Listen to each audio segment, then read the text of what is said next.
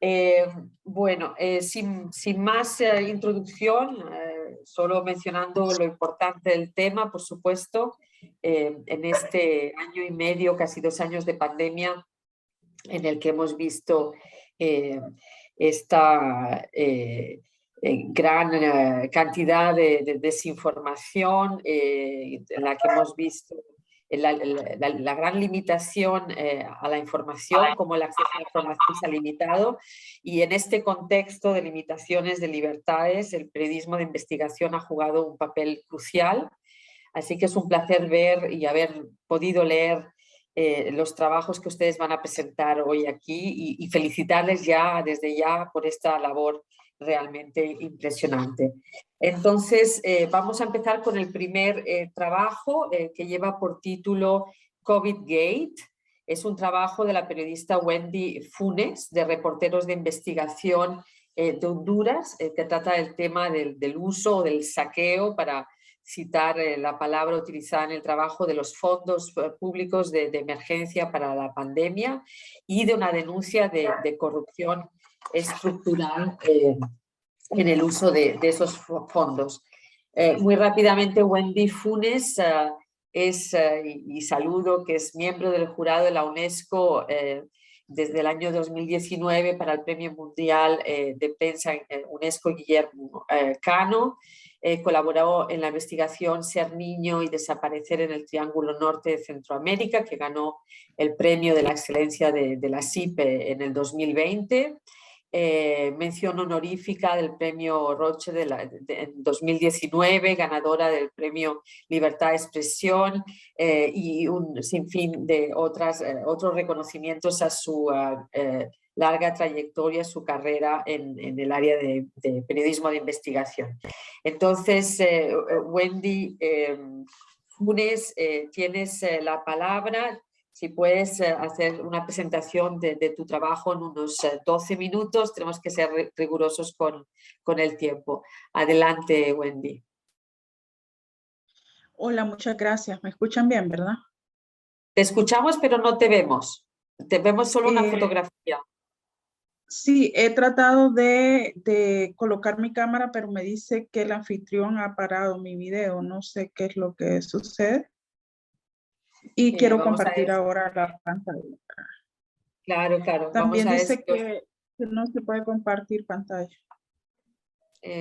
Quizá desde IPIS nos puedan ayudar con la cámara de Wendy. ¿Se puede hacer algo o tenemos que continuar así?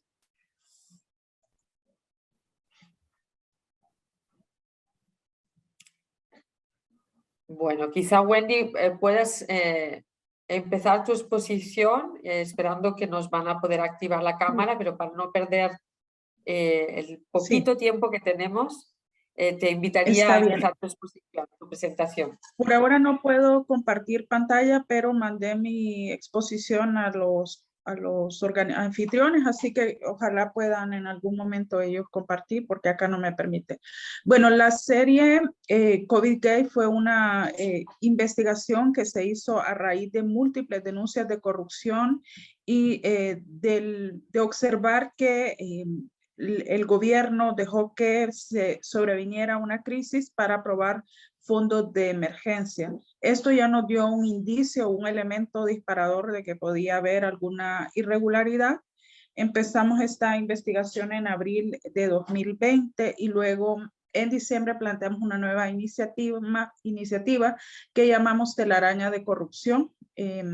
Así que estuvimos desde abril de 2020 y luego retomamos nuevamente desde diciembre de 2020 y hasta mayo de 2021 la segunda etapa de esta investigación que le propusimos al consorcio Honduras en Acción contra la Corrupción, Honduras Action, que es una coalición de organizaciones que están apoyando todo el tema de el combate contra la corrupción desde diferentes ámbitos en Honduras. Así que nuestra hipótesis fue que el saqueo de fondos de emergencia para la pandemia de COVID-19 fue llevada a cabo por los mismos personajes de los casos REP de corrupción y Pacto de Impunidad, que fueron bautizados así por la Comisión de Apoyo contra la Corrupción y la Impunidad en Honduras, MASI, instalada en el país gracias a un convenio que se firmó con la Organización de de Estados americanos.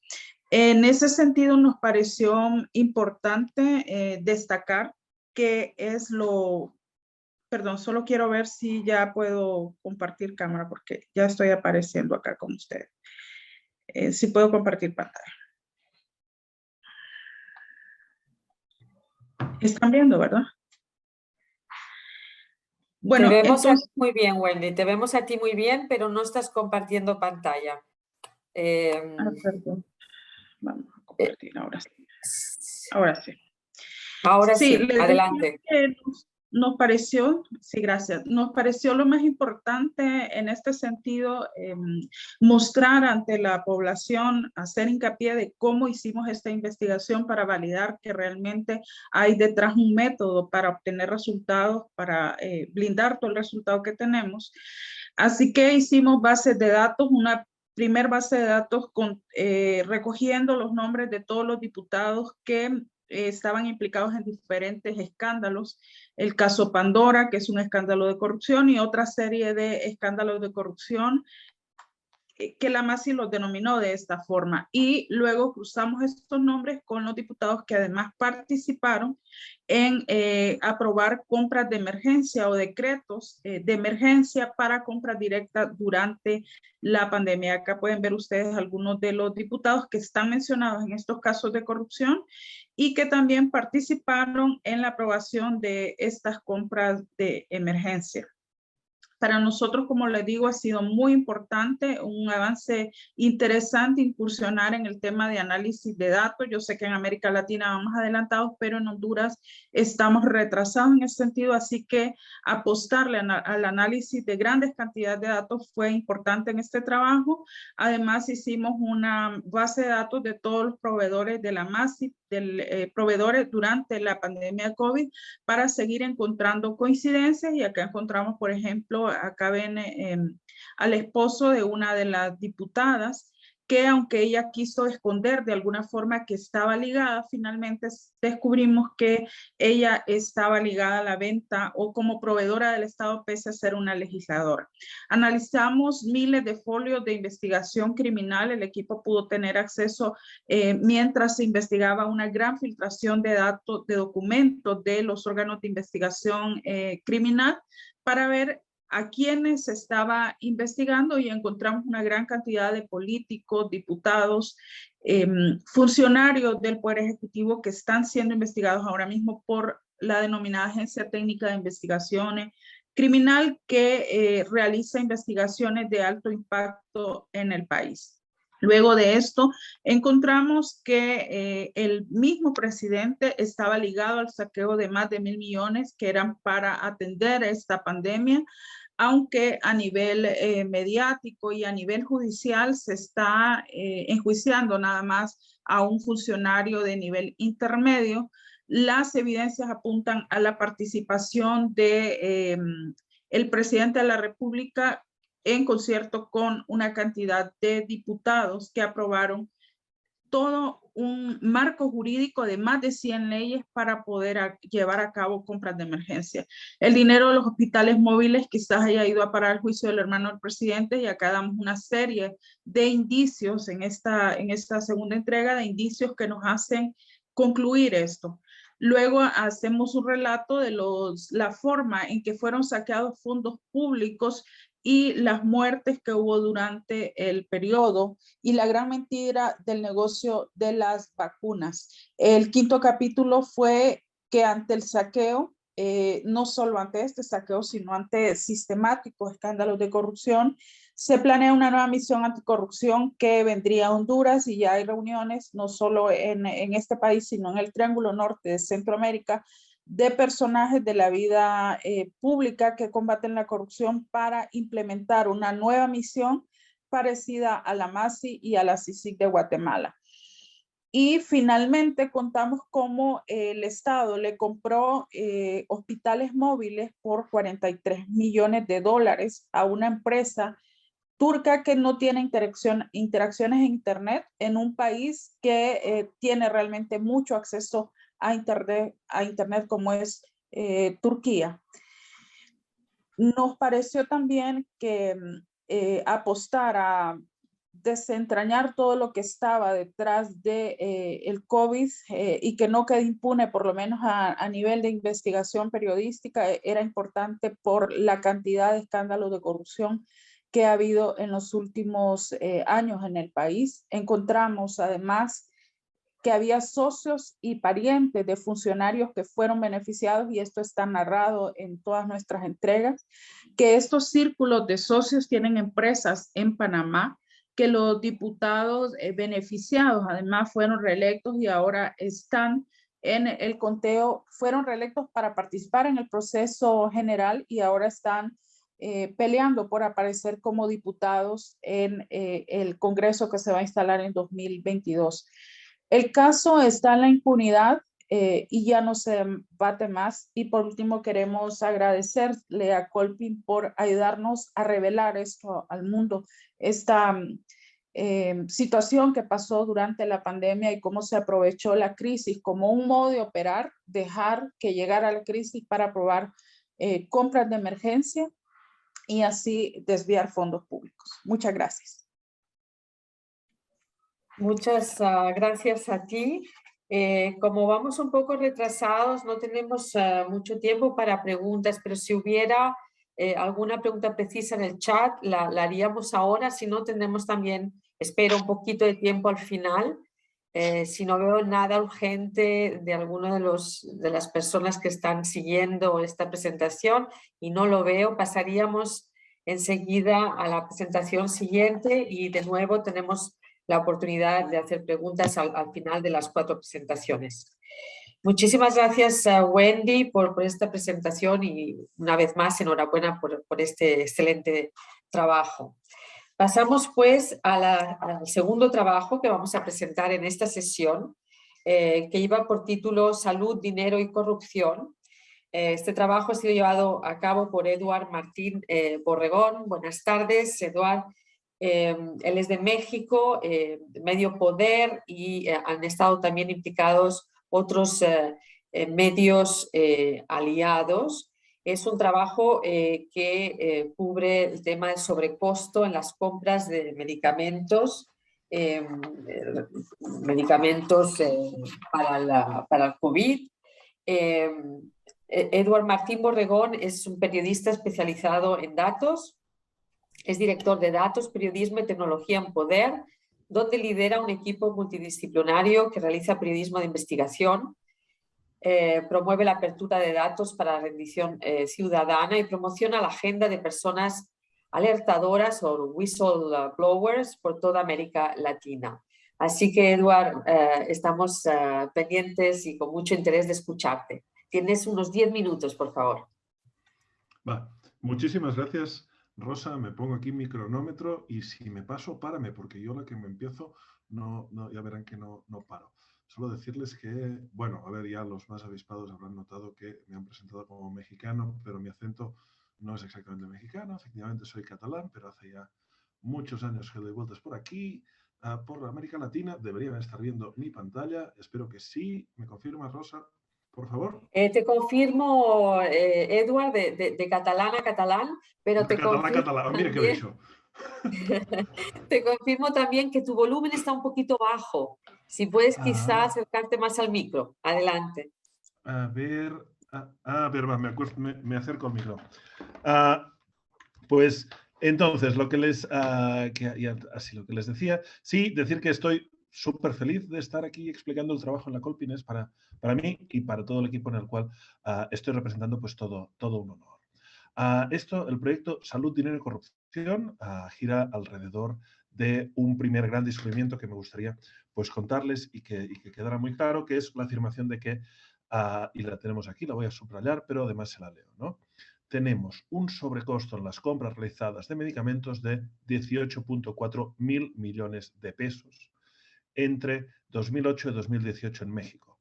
Es decir, esta cifra de aquí, para que se hagan una idea, estos son 1.000 millones sí, el tipo de cambio va variando un poco, entre 900 y 1.000 millones de dólares.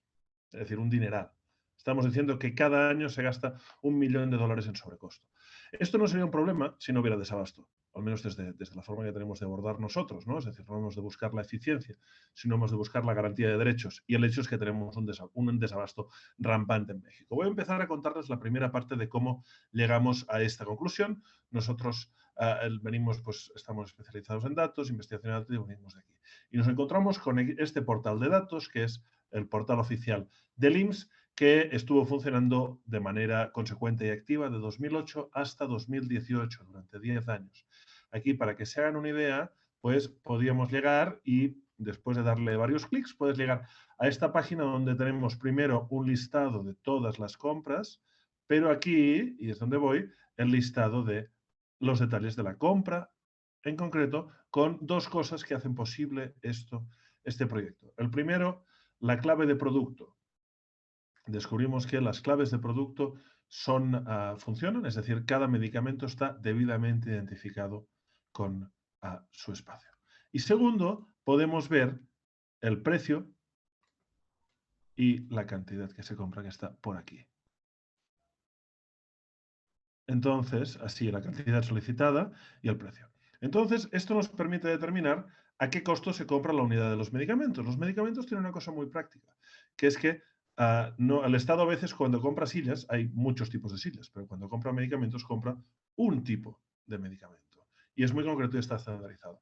Esto lo que nos permite es, pues nos permitió construir un robotcito o un web scraping que agarrara los 2 millones de páginas como esta, sistematizara la información y nos la pusiera en una base de datos. Entonces, una vez aquí, solo teníamos que calcular cuál era el sobrecosto o definir una metodología del sobrecosto. ¿Cuál es esta metodología? Esta metodología lo que es un simple promedio. Tomamos todos los precios y los promediamos. Así de simple. Por cada clave hay un promedio para cada año, porque también tenemos para evitar la inflación. Y a partir de aquí llegamos a esta cifra de 18.4, una cifra que ni el propio IMSS pudo rebatir. Ahora les contaré con más detalle, ¿no? Primero quisimos contextualizar qué es esta cantidad. En ese momento en México, cuando publicamos, estábamos cerca de elecciones, 54 campañas de elección presidencial, 15 torres de control, que son un aeropuerto que nunca se llegó a construir, o 490 millones de caguamas. En aquel momento un político dijo una tontería con caguamas y aprovechamos pues un poco. Y a partir de aquí, pues el proyecto se deriva hacia dos narrativas. Una, investigaciones especiales, ¿no? El IMSS echa el medicamento a AMLO. Es decir, a partir de esta base de datos empezamos a descubrir, reportear desde Poder, pero también desde los medios aliados, historias concretas que les iré contando. En este caso es cómo una persona cómo una persona con problemas mentales no consigue acceder a su tratamiento, ¿no?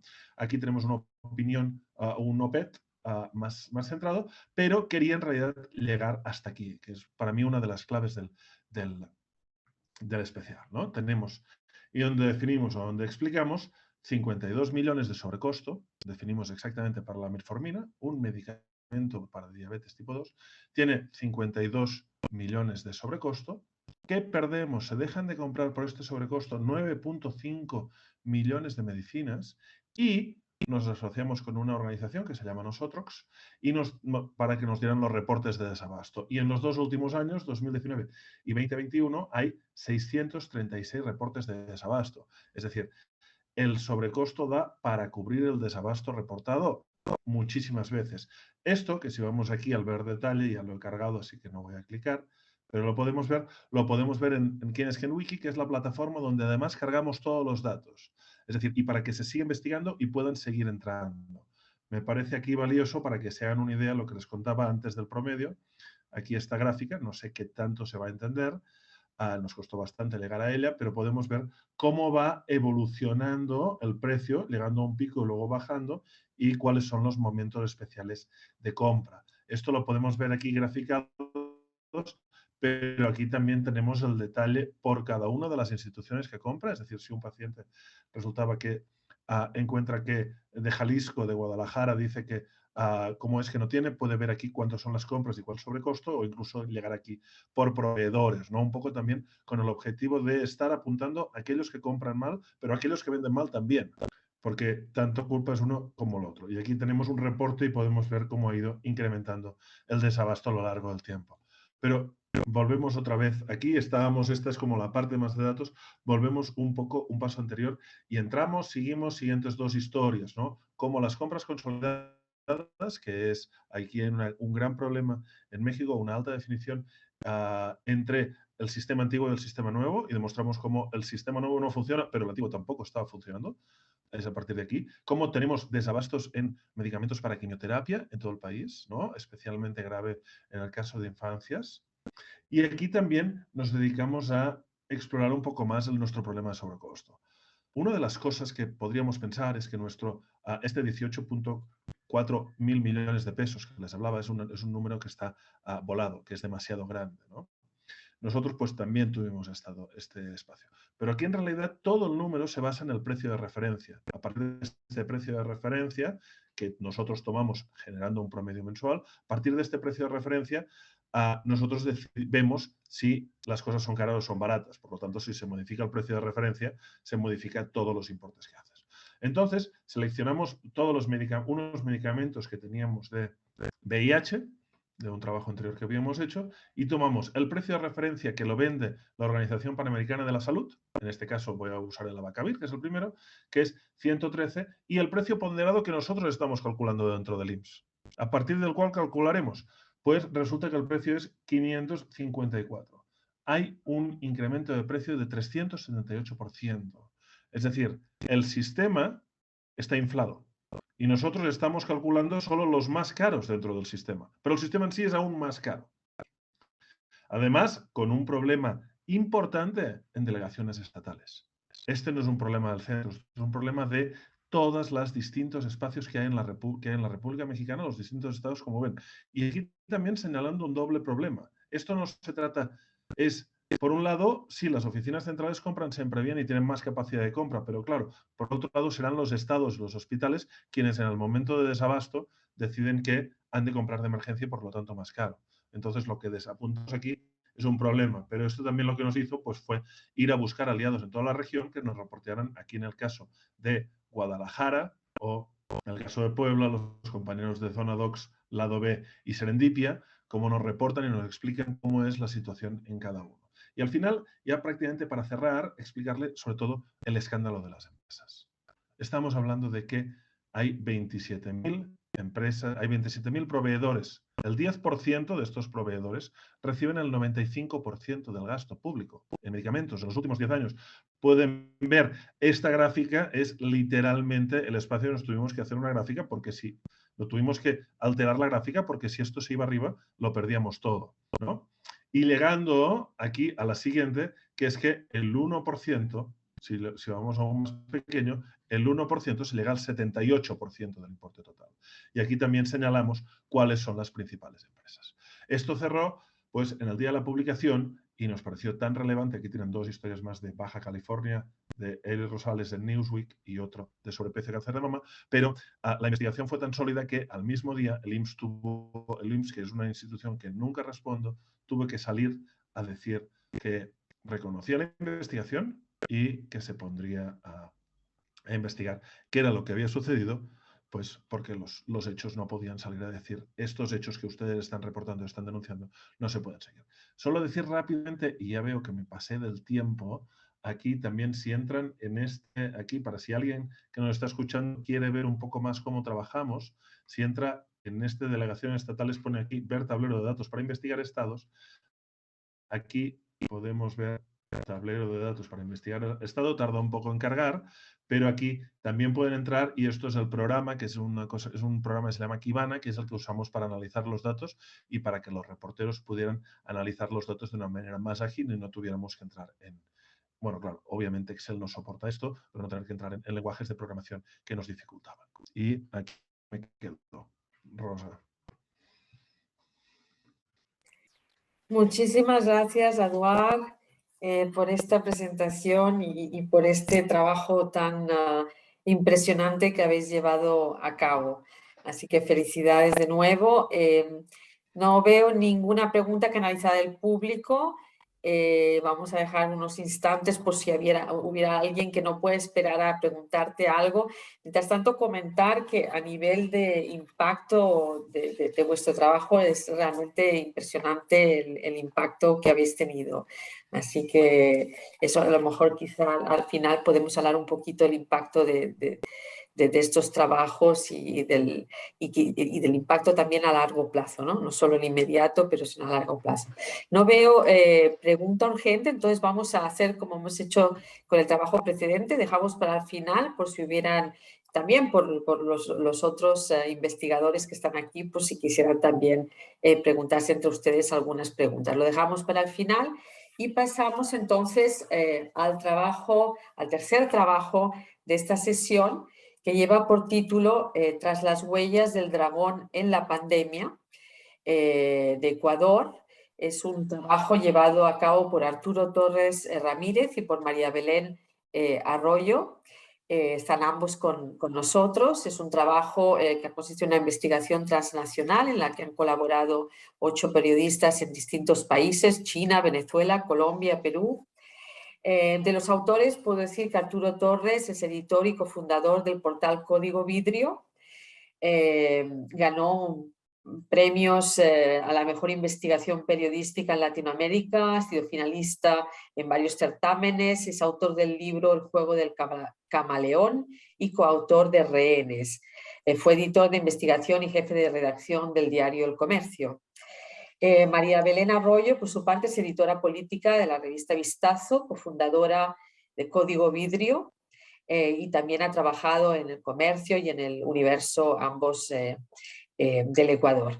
Entonces, os paso la palabra ya. No sé quién quiere hablar, si vais a hablar los dos, quién quiere tomar la palabra el primero. Sí, yo empiezo, Rosa María, muchas Arturo, gracias. muy bien, Arturo. Adelante y tenéis 11 minutitos. Ok, vamos a compartir el tiempo con María Belén en exposición. Entonces vamos a empezar tenemos una presentación. Si le puedes poner en la pantalla. Sí. Confírmame si estamos. Sí, estamos.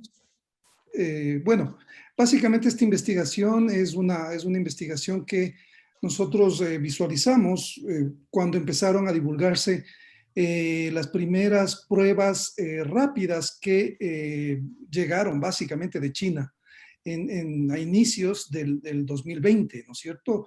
Y básicamente lo que encontramos es que en esta investigación necesitábamos una cooperación transnacional para ver si es que existía un patrón, porque los mismos laboratorios eran los que de alguna forma vendían estas pruebas rápidas que luego con el tiempo empezaron a comercializarse y a venderse en el país como si fueran de diagnóstico. En esta investigación tuvimos 4 entregas y creo que fue hecha básicamente con la cooperación de periodistas en China, Colombia, Perú, Venezuela y Ecuador, y fue fundamental. Esta alianza fue conectada a través de Conectas, y por eso es que logramos, digamos, cuajar y confirmar unos patrones que se dieron en toda la región. La siguiente, por favor. María Belén. Sí, al inicio es interesante entender que lo que nos llevó a investigar este caso era que básicamente, pese a que se habían hecho las pruebas, detectamos que médicos y enfermeras tenían síntomas de coronavirus y se hicieron estas pruebas, pero la verdad es que empezaban a morir, a complicarse, pese a que estas pruebas les decían que no tenían coronavirus, pero entonces establecimos que había este patrón. Determinamos que se estaban usando test rápidos de anticuerpos que no servían para el diagnóstico. Entonces lo que vivimos es una incertidumbre, se veía que habían dificultades para el diagnóstico y lo que veíamos es que toda la confusión reinante es por la falta de información, no se sabía bien qué hacer y en este caso fuimos determinando que las pruebas en su mayoría eran de origen chino y se parecen a un test de embarazo, ¿no es cierto?, que procesan estas muestras de sangre, como ustedes saben, pero arrojaban resultados en menos de 20 minutos y no requerían el uso de un laboratorio. Para esos momentos, la Organización Mundial de la Salud había recomendado que no se diagnostiquen estas infecciones a través de pruebas rápidas. Esto era clave para entender cómo en nuestros países, sin embargo, sector privado y sector público empezaron a utilizar estas pruebas para diagnosticar. Así se difundieron. La próxima, por favor. La próxima, sí. Entonces, en medio de todo había una gran desinformación, no se sabía bien cómo enfrentar la pandemia, y así es que trazamos la primera hipótesis, ¿no es cierto? Que las pruebas rápidas se usaron y se comercializaron masivamente porque eran más asequibles, sin ningún control de las autoridades sanitarias. Inicialmente de Ecuador, pero luego vimos que esto pasó en varios países y provocó una ola de diagnósticos falsos positivos, ¿no es cierto? Y además dificultó el rastreo del virus. Entonces se confundían las autoridades sanitarias, las autoridades privadas y, claro, por el otro lado, como había un gran beneficio para grupos económicos que ingresaban pruebas rápidas, cualquier persona que vendía en ferreterías, en distintos negocios, podía, en el caso de Ecuador, importar este tipo de pruebas que se vendían como chicles. Entonces, era una difusión masiva y en este caso fue evidente también la benevolencia de las autoridades sanitarias para probar indiscriminadamente todo tipo de pruebas que también identificamos ocurrió en otros países. La siguiente, por favor. Sigamos. Bueno, ahí están. Lo que vimos es que básicamente se fueron aprobando cada vez más estas pruebas, ¿no? Pese a las alertas que ya se empezaban a dar. Sin embargo, la autoridad sanitaria ecuatoriana aumentó la aprobación de laboratorios que comercializaban este tipo de pruebas. La siguiente, por favor. Entonces, definimos que teníamos que establecer una metodología, ¿no es cierto? Construimos una base de datos con 900 registros de importaciones para ver lo que ocurrió entre abril y octubre. Luego tuvimos 4 fuentes, una, la Asociación de Importadores, luego contrastamos eso con el CERCOP y un listado del ARCSA. También esto nos permitió buscar más información en bases de datos de afuera, ¿no es cierto?, de Estados Unidos y también de China, donde tuvimos un reportero que pudo también cruzar la información a propósito del laboratorio que más comercializó estas pruebas en el caso ecuatoriano, que es Wonfo. Veamos la siguiente, por favor. Entonces, lo que mapeamos en China es que básicamente China en su país no permitía la venta de estos test rápidos, precisamente por sus fallas, ¿no? Porque eran una primera aproximación y servían más bien para temas epidemiológicos. Y ahí es que llegamos a este laboratorio Wonfo, que en Ecuador y varios países comercializó las pruebas, que además previamente habían sido ya prohibidas en Reino Unido, España e inclusive India, por la baja precisión que tenían y por todo el problema alrededor de eso. Entonces, confirmamos la hipótesis principal, que es que la región se convirtió en un basurero de pruebas rápidas COVID de origen chino al inicio de la pandemia, con el laboratorio Wonfo como uno de sus principales beneficiarios. Luego, aterrizamos en el municipio de Quito con un tema sobre el laberinto que destapa todos estos negociados en el municipio, ¿no es cierto?, que ahora mismo le tiene al actual alcalde de Quito enjuiciado, porque básicamente lo que se pudo establecer es que había un laberinto de contratos a partir de este contrato con una farmacéutica china, Sinopharm. Durante el gobierno de Rafael Correa obtuvo entre 2007 y 2017 millonarios contratos. En este caso, la pieza clave del entramado fue un empresario que se llama Juan Vinelli, que vendió 100,000 pruebas COVID al municipio, y este contrato fue investigado penalmente y ahora, como mencionaba hace un momento, le tiene al exalcalde de Quito, Yunda, contra las cuerdas y en el banquillo judicial. Si bien las pruebas que compró el municipio tienen características distintas a las rápidas, y han sido cuestionadas por su posible baja precisión, y por este tema también está siendo investigado ahora su hijo porque se derribaron otras investigaciones en el municipio a partir de esta irregularidad. La siguiente, por favor. Entonces, lo que revelamos en este caso básicamente es que el Ministerio de Salud promocionó la importación de casi 1 millón de pruebas. Este es otro de los temas que también publicamos porque fueron 4 entregas consecutivas sobre tratando de abordar desde lo particular a lo general el impacto de las pruebas rápidas en varios países. Y en el caso del Ecuador, lo que también establecimos es que el Ministerio de Salud promocionó la venta de 1 millón de pruebas rápidas como si fueran fabricadas por la farmacéutica Pfizer sin serlo. Lo que establecimos es que también fueron fabricadas por Wonfo, este laboratorio chino, y que solo llegaron al país 430,000 kits con fallas que igual arrojaban falsos diagnósticos, y meses antes esos mismos productos, como mencionaba, ya fueron promocionados en otros países y vendidos y vetados. Entonces, el gobierno era difícil que no tenga esa información y sin embargo permitió la comercialización porque había también este ánimo de aparecer haciendo algo al respecto, ¿no es cierto? En medio, ustedes saben, Ecuador se convirtió también, y especialmente Guayaquil, en el epicentro de muchas muertes. Los cadáveres estaban, se exponían en las calles porque no había funerarias. En fin, esto también generó muchísima confusión. Entonces, luego vimos que las autoridades fueron las que facilitaron el ingreso masivo de estas pruebas y en el caso concreto establecimos también que el 80% se importó de China, de estas pruebas rápidas. El 49% de las marcas que importó Ecuador fueron retiradas de Estados Unidos. Ustedes saben, China está realizando... Por favor, en un minutito. Convenios. Perdona, Arturo, si puedes ir cerrando en un minutito. Sí, quisiera darle paso a María Belén, por favor, para que termine la presentación en esta última etapa, por favor. Sí, aprovechando ya entonces el tiempo, optimizando, fuimos de lo particular a lo general. En el caso de Ecuador, mapeamos al detalle para saber que 57 millones de dólares se destinaron para adquirir estas pruebas. Increíblemente, solo 3 millones para comprar las pruebas moleculares, que estas sí sirven de diagnóstico. Para que ustedes vean el problema del gran contrato ecuatoriano fallido para nosotros en esta investigación. Esto generó una investigación fiscal hoy en curso, generó la salida de unos 3 ministros de salud a la carrera porque se reveló esta magnitud de este problema.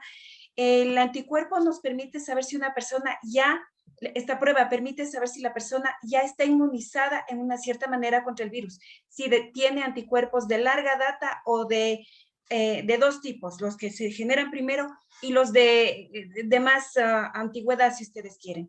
Las pruebas que compró el gobierno ecuatoriano no discriminan qué tipo de anticuerpos, de infección reciente o de infección antigua. Entonces, ni siquiera sirven para un gran mapeo epidemiológico. Como ya mencionó Arturo, no voy a repetir, pero empresas inmobiliarias, casas cosmetológicas, firmas de eventos, empresas de computación importaron estos insumos. La tercera ciudad de Ecuador, que es Cuenca, tomó decisiones de política pública sobre la base de estos mapeos. Ahí están ejemplos reales de cómo se usaron.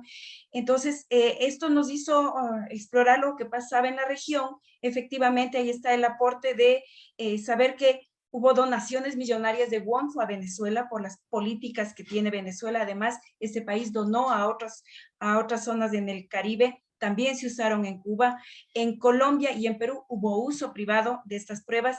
Esto, en la reportería en China nos permitió entender que justamente el marco regulatorio en ese país permitió que, si bien allá no se usaran como diagnóstico estos insumos, nuestros países de América Latina en última instancia fueron un basurero.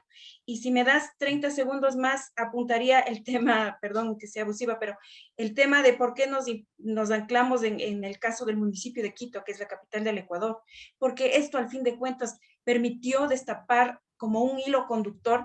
Nuestra obsesión era quién era el lobista del contrato del municipio de Quito, y sin quererlo llegamos al lobista a la figura de quien había sido lobista de compras de la década previa en el gobierno de Rafael Correa con Sinopharm. Para tener una idea, Sinopharm en 2019 vendió lo equivalente a las 3 partes del PIB ecuatoriano, y esto en términos de nuestro país representa alrededor de compras atadas a un crédito del Banco de Desarrollo por 1.700 millones de dólares. Toda esta información con China se ha manejado con absoluta opacidad en nuestro país y claro, el seguimiento posterior que generó esta investigación periodística terminó llevándonos a la figura del hijo del alcalde, Sebastián Yunda. Quizá oyeron en las noticias ayer, por detención, por estas notificaciones de Interpol, le encontraron en Argentina. Por esta búsqueda de la figura del lobista, entendimos su participación en otros contratos de temas ya diferentes a lo que es salud, pero eso ha sido seguimiento de esta investigación para este equipo de investigación que hemos realizado desde Quito. Gracias y ojalá no nos hemos pasado mucho. Gracias. Gracias María Belén, gracias Arturo. Quizá aquí sí que tenemos una pregunta que nos viene del propio panel, quizá podáis tú o Arturo responder muy rápidamente. Wendy nos está preguntando cómo escogisteis esos países y si piensan que en Centroamérica pudo pasar algo similar. Muy rápidamente, ¿qué contestaríais a esa pregunta? Justamente al interrelacionar la información con China nos dimos cuenta de la presencia recurrente de Wonfu. Entonces empezamos a buscar dónde más llegó Wonfu. No tuvimos ni recursos ni tiempo suficiente para llegar a Centroamérica, pero de haberlos tenido posiblemente pudiéramos llegar a ese resultado. Wendy, si quieres podemos canalizar para hacer una parte 2 con enorme gusto. Muy bien, muchas gracias por esa respuesta. Bueno, y de nuevo felicidades por este trabajo tan impresionante y de tanto impacto. Pasamos entonces a la presentación del cuarto trabajo de esta sesión, que es otra investigación transfronteriza, lleva como título Ventiladores Viejos, un negocio redondo. Viene de Panamá y nos lo van a presentar, ha sido llevado a cabo por la periodista Maritrini Cea del diario La Prensa y por Patricia Marcano de Armando Info. Veo que solo tenemos a Maritrini con nosotros, entonces voy a presentar muy rápidamente a Maritrini Cea, es periodista investigativa, actualmente labora en la unidad de investigación del diario La Prensa de Panamá. Tiene más de 15 años en ejercicio con experiencia en prensa escrita, televisión y radio en su país y forma parte del Consorcio Internacional de Periodistas de Investigación. Así que, Maritrini, te escuchamos 10 minutitos para que tengamos una palabra luego final de todos ustedes. Gracias. Sí, muchas gracias por la invitación. Está también mi compañera Patricia Marcano desde la sala de los espectadores. Si le pudieran compartir también el enlace para que pueda participar, estaríamos muy agradecidas las dos. Les quiero contar una historia que tuvo gran impacto tanto en Venezuela como en Panamá. Yo no sé si me permite ya ver mi pantalla. A ver, voy a intentarlo. Compartiendo pantalla. A ver, si me avisan si ya puedo, si se está viendo la... Sí, está llegando, ya está, ya la vemos. Perfecto. Entonces, sí, realmente debo, antes de entrar a la historia nuestra, comentar que pues el diario La Prensa, que es el que trabajo en Panamá, se volcó de forma directa a una cobertura amplia de todo lo que tenía que ver con la pandemia, debido a que, por ejemplo, habían indicios de manejos irregulares con las compras, sobreprecios y sobre todo un clima de opacidad, porque desde que se decretó el estado de emergencia, no se estaban haciendo públicas estas compras para la pandemia, para ventiladores que, por ejemplo, en este caso son muy necesarios para auxiliar a la respiración, valga la redundancia, de las personas contagiadas con el virus de la COVID. Entonces, dicho esto, recibimos una información de unas cartas de que estaban recibiendo en unos hospitales públicos ventiladores con muchos defectos, rotos, en mal estado, de vieja data, en que la jefa de biomédica del hospital advertía que de aceptarlos, pues se pondría en riesgo la vida de los pacientes. Y lo advirtió la ministra de Salud. Entonces, cuando fuimos a ver esta documentación e investigar a esta empresa, nos dimos cuenta que se trataba de una empresa que tenía vínculos tanto familiares como comerciales con otra que ya estaba conocida en Venezuela y que había sido vinculada con un escándalo de compras públicas en el Instituto de Seguridad Social de Venezuela y que había sido además favorecida con medidas cambiarias. Dicho esto, cuando vimos este vínculo y además que en Panamá, por ejemplo, teníamos una gran opacidad en las compras públicas, por ejemplo, estas contrataciones de los ventiladores viejos no se reflejaban en el portal de compras públicas de Panamá Compra. Entonces decidimos unir fuerzas de forma transfronteriza e invitamos a Armando Info con Patricia Marcano, que hicimos entonces juntas esta investigación y se publicó de forma simultánea en ambos portales. Y Patricia pues hizo la investigación en Venezuela de los vínculos en Venezuela con estos empresarios y pues por mi parte también hicimos lo propio con bases de datos públicas en Panamá porque tenemos, además del portal de compras públicas que no estaba siendo actualizado, contamos con otros portales del registro de oferentes de productos médicos y demás. Y así fue que unimos fuerzas.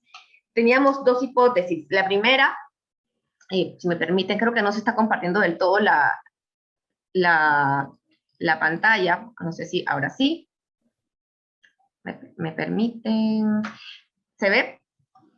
Sí, sí, muy bien. Bueno, la primera hipótesis que teníamos, aquí se ven, por ejemplo, las publicaciones tanto en la prensa como Armando Info, era que a raíz de las invitaciones que hacía la presidencia y estas compras directas, se estaría favoreciendo una empresa que estaba ligada a una sociedad panameña de empresarios venezolanos que estaba ligada a otra empresa que los había ofrecido en su país y que justamente como en las cartas de la jefa de biomédica que recibió los equipos advertía que estaban defectuosos, que eran de vieja data, podrían haber sido rechazados en Venezuela y justamente pues se vendieron en Panamá. Además del vínculo de los escándalos de corrupción, pues nuestra segunda hipótesis es que la pandemia estaba siendo la excusa para vender equipos por precios muy por arriba del mercado, en compras directas, por invitación a través del Ministerio de la Presidencia y bueno, bajo la opacidad del secretismo gubernamental. Entonces, aquí vemos, por ejemplo, algunas de las cartas. Lo que hicimos fue primero verificar si la empresa tenía el permiso o estaba autorizada por la marca alemana Drache para vender estos equipos en Panamá y no lo estaba. Justamente el vínculo venezolano, la empresa que tenía vínculos familiares y comerciales con la panameña, que era la empresa Primo, sí estaba autorizada para vender estos equipos por la marca Drache, la marca alemana Drache, y aquí en Panamá no.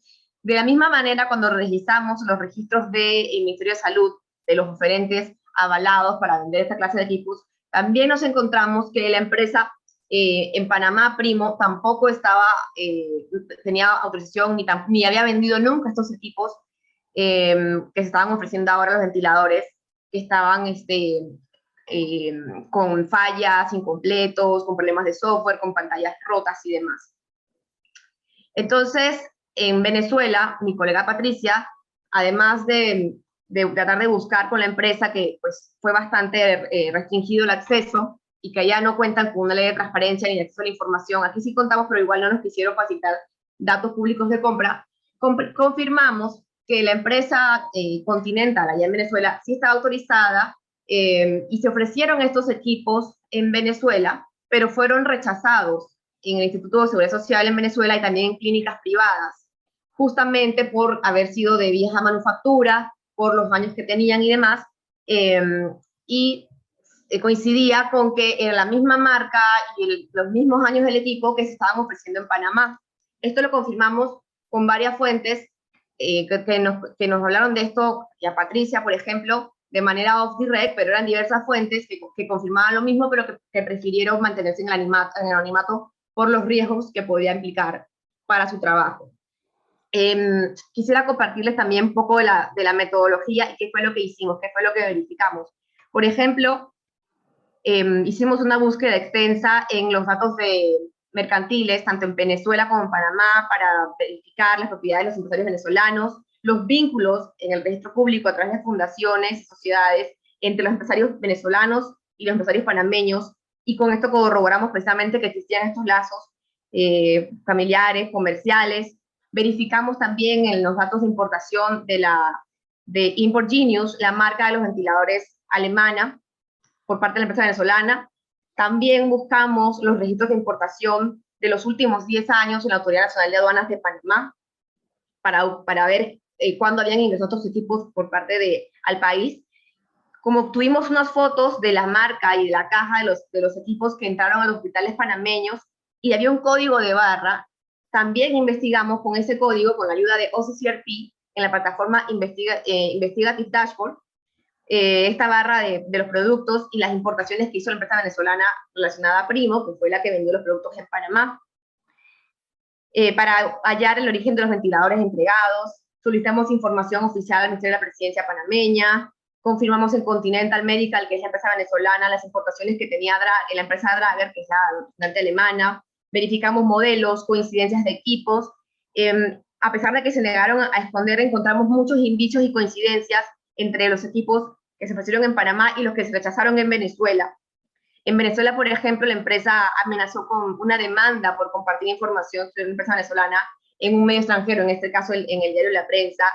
Efectuamos entrevistas on y off direct a las personas que habían hecho estas cartas de advertencia al Ministerio de Salud en Panamá, por ejemplo, al recibir estos equipos que ponían en riesgo a los pacientes.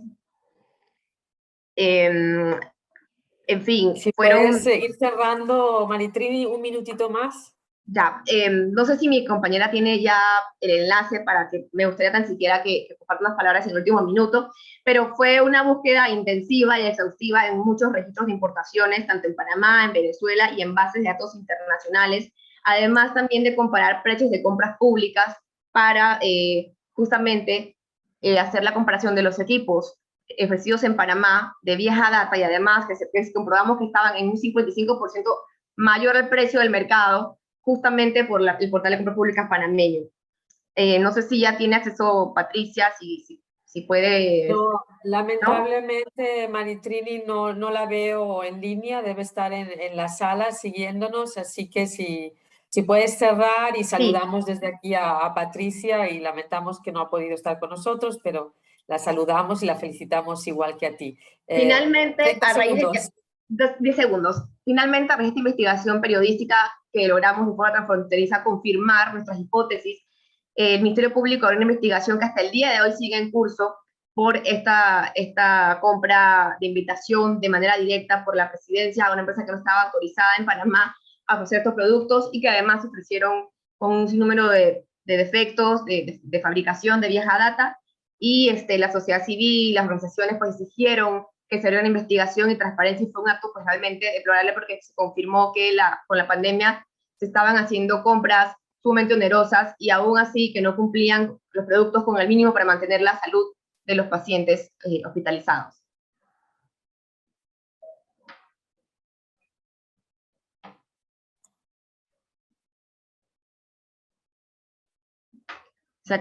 Hola. Hola. Sí, listo. Sí, listo.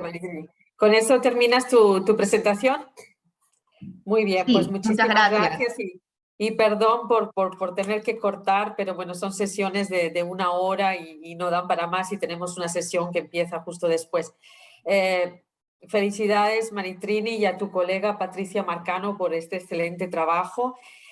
Quizá antes de cerrar, una pregunta que os querría hacer a todos, después de ver estos esfuerzos por descubrir la verdad, por descubrir lo que está pasando y lo que se está ocultando a los ciudadanos. He visto en las presentaciones de vuestros trabajos, algunos han tenido un impacto inmediato impresionante, ministros que han tenido que salir, personas enjuiciadas.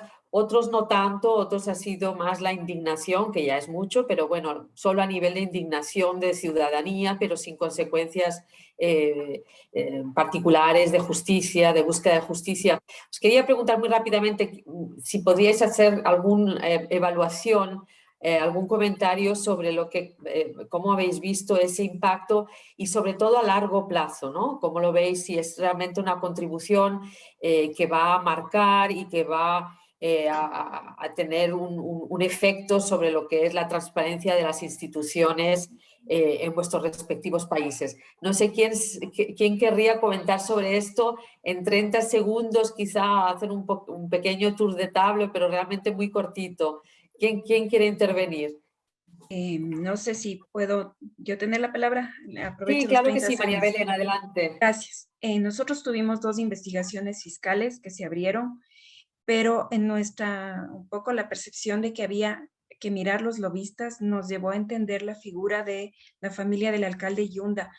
El alcalde de Quito es una persona súper popular, músico, fue gerente de equipos de fútbol, presidente, tiene unas radios, es decir, es súper querido y claro, para nosotros haber puesto el dedo en la llaga de ese contrato aquí localmente implicó un montón de situaciones de un poco hasta de acoso, pero este momento él ya no es alcalde de Quito.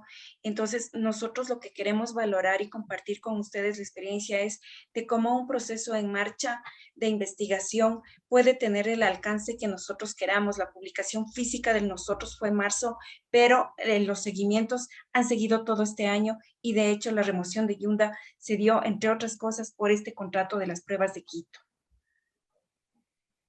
Muchas gracias, María Belén. No, sí, Wendy, 10 segundos, pero me están riñendo los organizadores, ya tenemos que cortar. Wendy, por Sí, favor. yo quiero decir que la indignación ha sido un indicador importante para nosotros del impacto, como lo decías, pero además la reacción conservadora desde el Congreso Nacional para aprobar nuevas leyes que sentimos que van con dedicatoria para quienes estamos abriendo esta brecha para hacer periodismo de investigación. Se está criminalizando ahora, por ejemplo, que se reciban fondos del extranjero y que sirvan para hacer investigación, y esto ocurre, luego de estas investigaciones. Esto es un indicador realmente de cuánto afecta que el periodismo esté revelando estas cosas en el país y que haya un desarrollo del periodismo de investigación. Muchas gracias y felicidades a todos y a todas. Muchas gracias a ti, Wendy. Bueno, ya tenemos que cortar lamentablemente porque están esperando los panelistas que tienen que entrar en la próxima sesión virtual. Así que no podemos extendernos más. De nuevo, felicidades a todos. Bravo realmente por este trabajo y bueno, les deseamos que continúen con estos trabajos de investigación tan necesarios para la sociedad y para la democracia. Muchas gracias a todos. Gracias. Muchas gracias. Gracias.